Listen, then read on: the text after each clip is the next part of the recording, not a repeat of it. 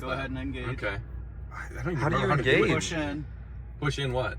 on the right button. I did not know that's how you did that. Okay. Cool. So V13 on the Cybertruck. Very excited to try this out. See if we can sell a Cybertruck today. So one thing, if you're giving FSD demo drives to friends or family or coworkers or whatever, highly recommend you somehow finagle them into the driver's seat, get them to drive. Maybe pretend like you're offering them a drive and that they can drive. Get them to engage and tell them you have their back, whatever. And the reason being is it's totally different for people to be in the driver's seat than in the passenger seat when self-driving is going. Matt, you're used to FSD now, so Yeah. it's probably no big deal, but yeah, I've seen the difference of having someone in a driver's seat, and it's pretty meaningful. Okay, so that chose the wrong lane there. That wasn't great. Yeah, technically it should have been in the left lane. Whoa. BP acceleration here. For no reason. Yikes. We are set to chill. That's such a strange point in that turn to start accelerating. Like, accelerating out of a turn might make sense, but it was like into the apex of the turn instead of out of the apex. Matt, you can back up your seat if you want. Adjust your seat. No, it's all right.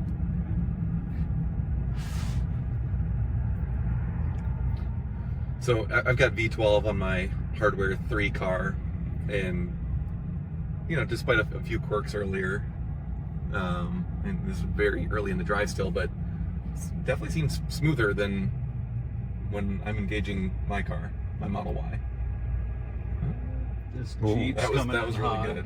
I wasn't sure if that bus was turning or not. All right, that was good. That was good. Signaling there. Okay, we got some workers. Not sure what he's doing. This has been good.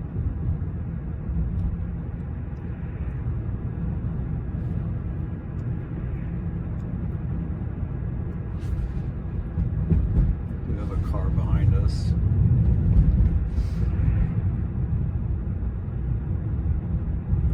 So I think I might need to drive this back to Michigan today to really make sure this is the right vehicle for me or not.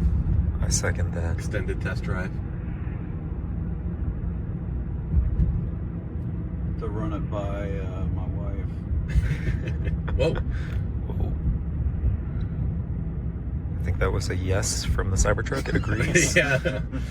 You want a new owner, buddy? Blink twice if someone's holding you hostage. All right, I'm not Matt, sure how my wife would Matt, react. tap the screen and then tap the search. We're gonna navigate to Monon Center. Tap to navigate. Monon Center, top one. Oh, sorry. Second one. Oh, we got a pedestrian. And then tap the top direction. The top's okay, you're fine.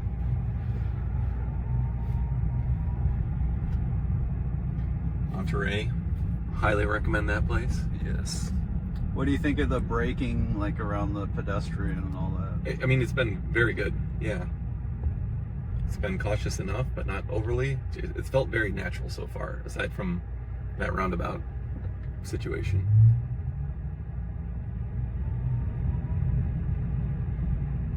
And despite how huge this vehicle is, it just really doesn't feel like it.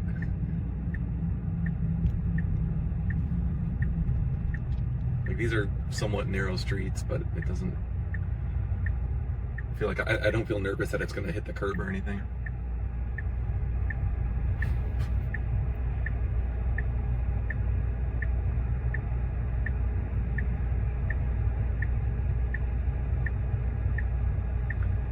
So it seems like it should be peeking out a little bit to see if it can turn here, though. I mean, this is, Yeah, it's legal to turn on red here, isn't it? It can turn on red. Oh no, it says no turn on red, Matt. Where does it say? Oh, geez. Wow. Okay. So points to the car there. Good job, Tesla. Wow, I didn't even see that. I was looking for a sign over here, but it was on that I was post. looking at the left turn yield on green, and I was like, we can go. Yeah. So when we had the last version of the Cybertruck FSD, it was sometimes driving on the curb in the roundabout, right? Mm-hmm. Mm-hmm. Yep. I think there were times it was going when it shouldn't, entering the roundabout when it shouldn't. I think some of the decision making around entering the roundabouts may still not be the best. Our editor and we tested out the Model X on version 13, and it went when it should have yielded.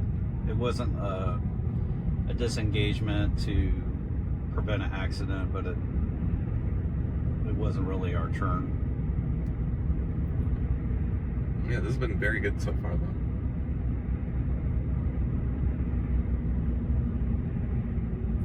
Driving Mr. Smith.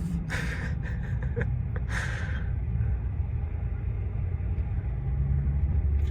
that was good. There's a bunch of roundabouts up ahead. One of them's really small, even smaller than the one we just went through. Be curious to see how it does with that one.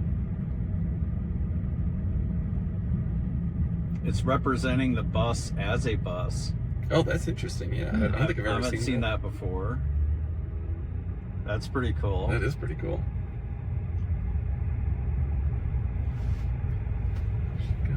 Yeah, I'm good.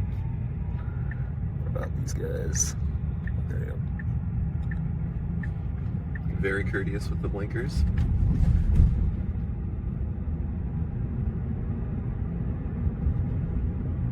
There's something so relaxing about just sitting here, hands in your lap, watching what it's doing instead of driving.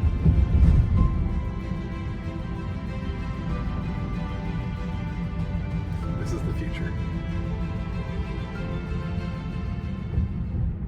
Overall, I'm extremely impressed with version 13. It's like if you thought the last version of 12 was really smooth on the Model X, it's somehow even smoother. It's imperceptible changes in acceleration and braking around the roundabouts for the most part, where it's just very subtle. Have you noticed the difference between the Cybertruck and the Model X on V13? That was good.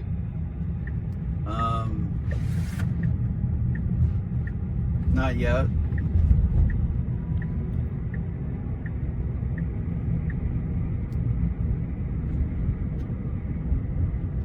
I like the decision to get over because that guy was getting out of his car. Didn't have to, but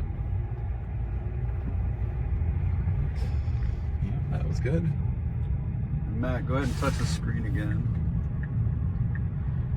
and hit navigate and do public library number 2. And it might turn around to this tiny roundabout, which would be a nice test. Looks like that's the plan. A bit of a tough test, but the big SUV right in front of us just did it. They might be going to KFC or something.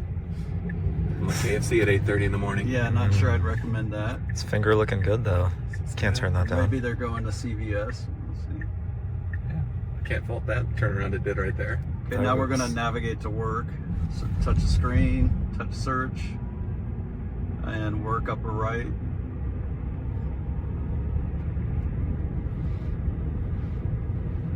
Oh, the destination may be closed. Sorry, Bradford, I can't work today.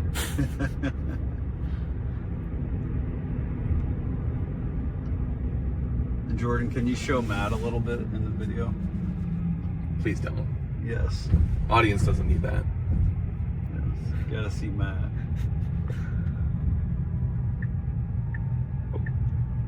Have you had how many coffees have you had so far, Matt?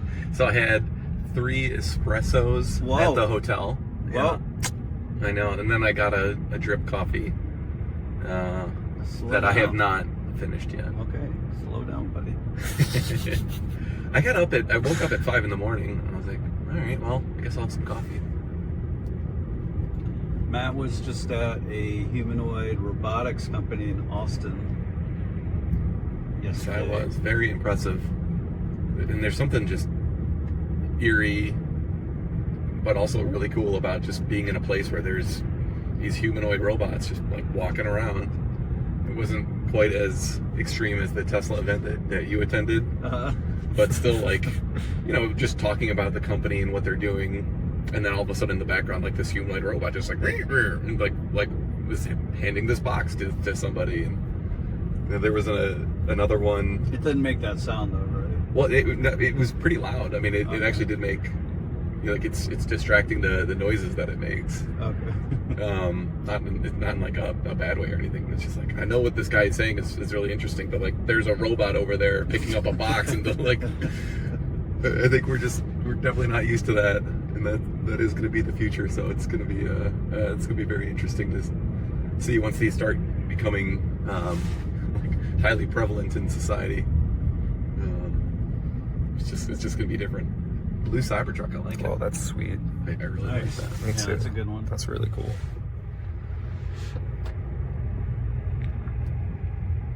It was like a metallic blue.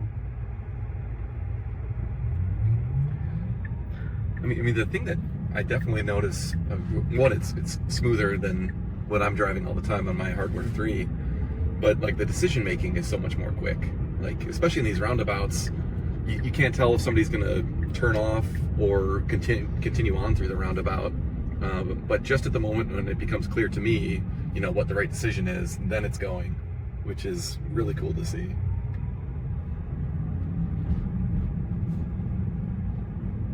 Ooh, I didn't realize you were right next to MISO. That is the grid operator here in the Midwest. What does MISO stand for? The Mid-Continent Integrated System Operator.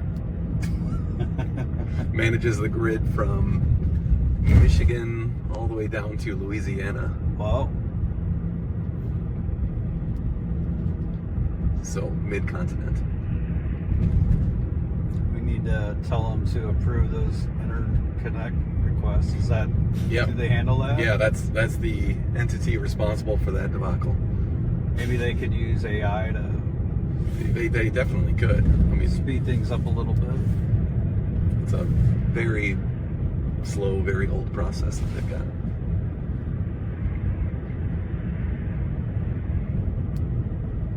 So I tried it out for 30 minutes before Matt got into the Cybertruck, and haven't experienced any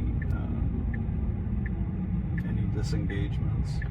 But I've needed to disengage.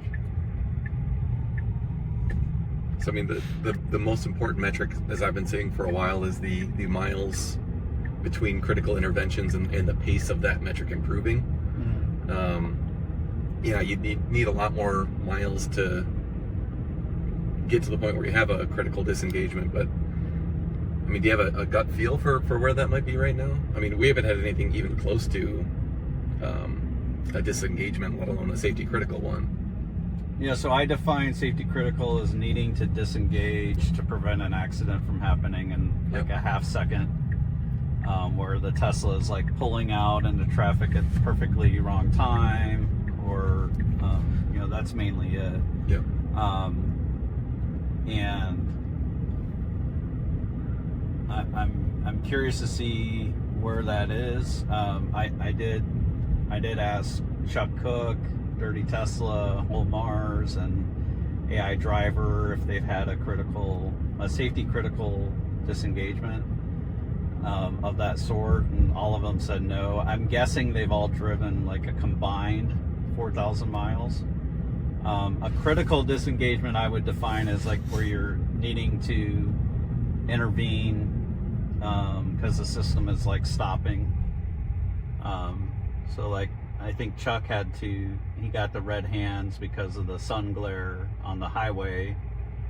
And that was on 13.2. Mm-hmm. So that's not safety critical, but still, it's a, you know, you got to take over. So yeah, ding against it. So it's the decision making. Tesla getting that down pat, I think is key. Now this is a little bit of a map error. It could have just turned left about like 20 seconds ago to get into this parking lot. But it's a map error. Let's see where it parks, what it does here. Sometimes it'll park in a handicap spot. Sometimes it'll go through the parking lot and then pop out and then. Yep, we're going back out. And then we're gonna park over here. Go through it again. Whoa. Sometimes it may park between two spots going forwards. That is a horrible parking job, like directly over the line. But it parked you, right? So that's it did. It's just so funny because it's a good parker. Like when you choose a space, it doesn't do anything close to this. So it's just hilarious that it decided to park literally right over the line. And coming up in version 13.3, likely will be where it integrates better parking. So Matt, your overall thoughts? Yeah, very impressed. I mean, small sample size, just one drive, but the smoothness is very obvious, very apparent. You know, only one small little hiccup where it just kind of accelerated a little strangely, and it also chose the wrong lane. That one time seems to be a kind of recurring map error issue that it has with some of that lane choosing logic. But my gosh, so impressive. I could definitely get used to to driving this version of the software. So yeah, I've been toying around with, you know, upgrading to get a hardware 4 vehicle, and it's pretty compelling. So yeah, super impressed, and the pace of improvement from here is it's been very impressive, and I think that's a lot to look forward to, both as a Tesla owner but as a Tesla shareholder too. This is a really big deal that they're figuring out how to do this stuff and how to make these improvements so quickly. So he's Matt Smith. I'm Bradford Ferguson. We're at Rebellionaire.com. What we do is we help all-in Tesla investors. We help them by adding some income with covered calls. Do it with a margin of safety, so we're not losing our shares capriciously. We add some trimming and adding opportunistically, and also look to add some other high growth companies. So you can find us on Rebellionaire.com. And with that, I'll say bye for now. Bye.